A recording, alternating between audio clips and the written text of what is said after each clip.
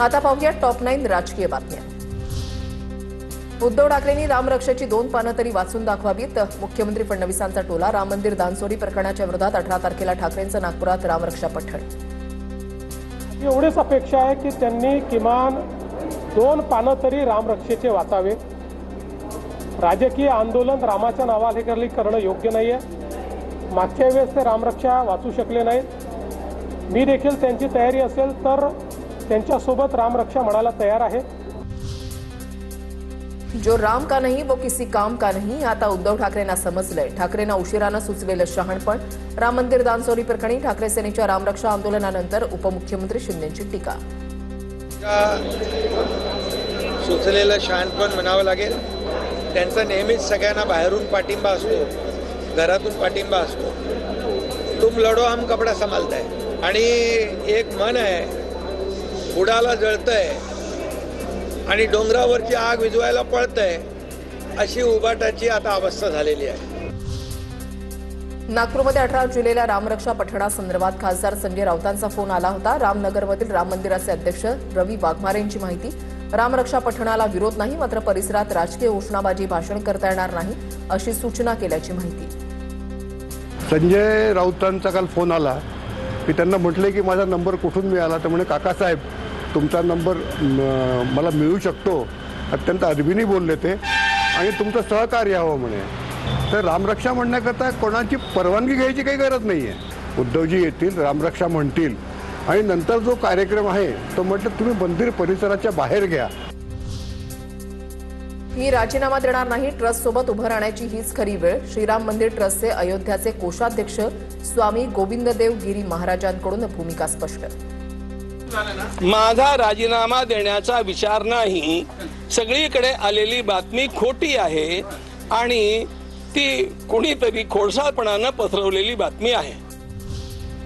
ठाकरेंकडून रामरक्षा पठणानंतर नागपुरात भाजप महायज्ञ करणार। मुख्यमंत्री फडणवीसांच्या वाढदिवसाच्या निमित्तानं राम मंदिर परिसरात 22 जुलैला लक्ष्मी नृसिंह महायज्ञ करणार।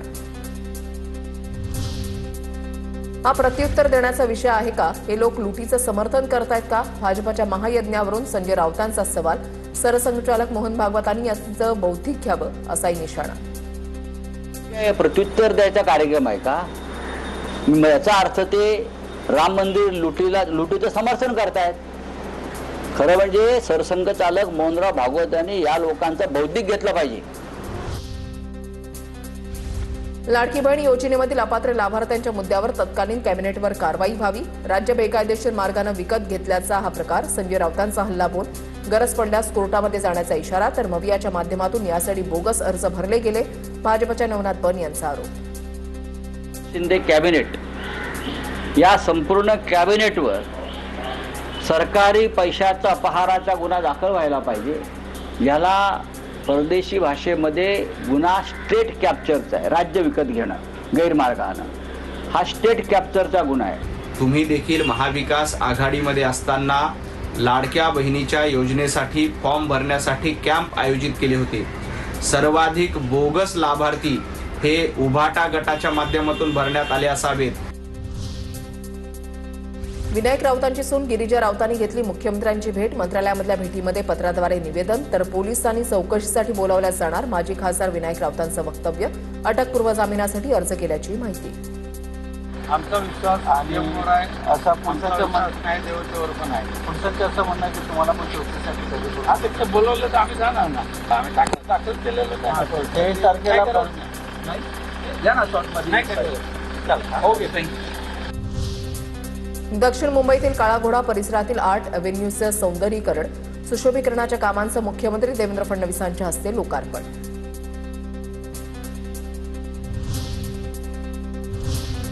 आता पाहूया टॉप 9 मोठ्या घडामोडी।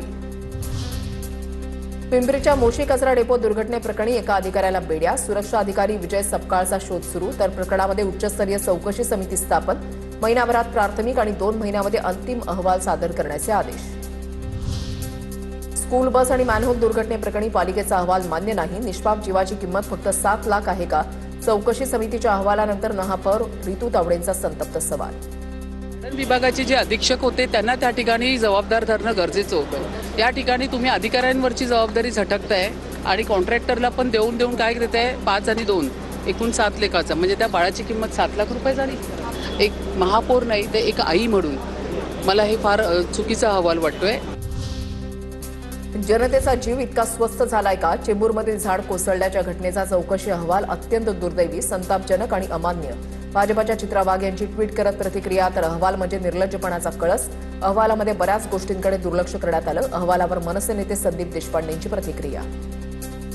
माझ्या ट्विटमध्ये म्हटल्याप्रमाणे काही चोरांनी चोरीचा चोरांसाठी दोषमुक्त करण्यासाठी वरिष्ठ चोरांनाच आधार केलेला अहवाल आहे. अभियांत्रिकी विषयात तज्ज्ञ असणाऱ्या लोकांची समिती आहे. जो अहवाल आला त्याच्यामध्ये बऱ्याचशा गोष्टी या इग्नोर केलेल्या आहेत. मुंबईमध्ये वृक्षारोपणासाठी केलेल्या खड्ड्यांवरून परिवहन मंत्री प्रताप सरनाईक अधिकाऱ्यांवर संतापले.